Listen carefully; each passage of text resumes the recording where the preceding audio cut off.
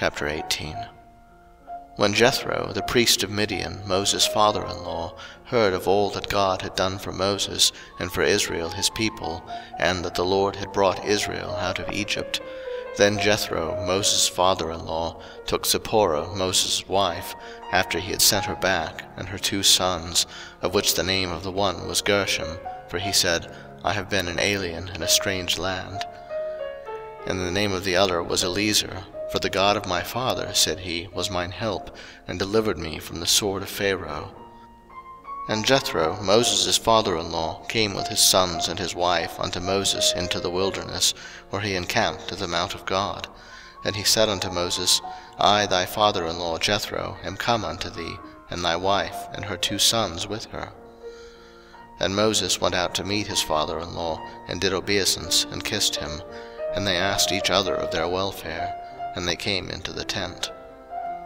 And Moses told his father-in-law all that the Lord had done unto Pharaoh and to the Egyptians for Israel's sake, and all the travails that had come upon them by the way, and how the Lord delivered them.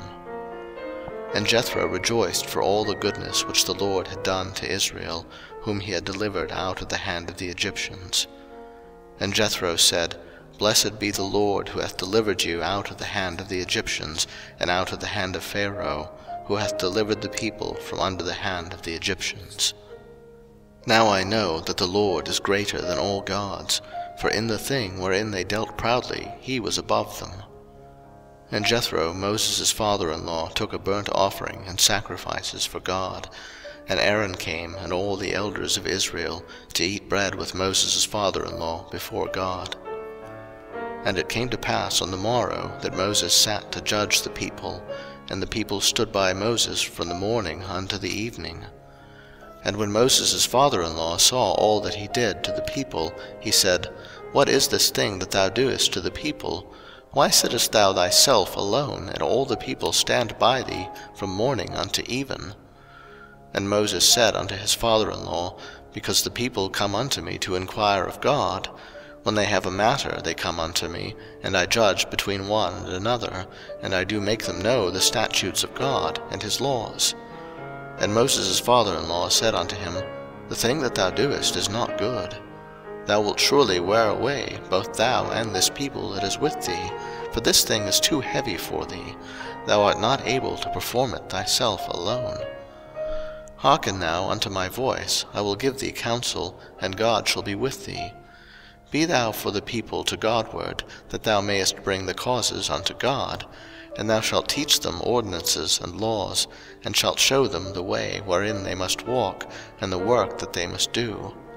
Moreover, thou shalt provide out of all the people able men, such as fear God, men of truth, hating covetousness, and place such over them to be rulers of thousands, and rulers of hundreds, rulers of 50s, and rulers of 10s. And let them judge the people at all seasons. And it shall be, that every great matter they shall bring unto thee, but every small matter they shall judge. So shall it be easier for thyself, and they shall bear the burden with thee. If thou shalt do this thing, and God command thee so, then thou shalt be able to endure, and all this people shall also go to their place in peace. So Moses hearkened to the voice of his father-in-law, and did all that he had said. And Moses chose able men out of all Israel, and made them heads over the people, rulers of thousands, rulers of hundreds, rulers of 50s, and rulers of 10s. And they judged the people at all seasons.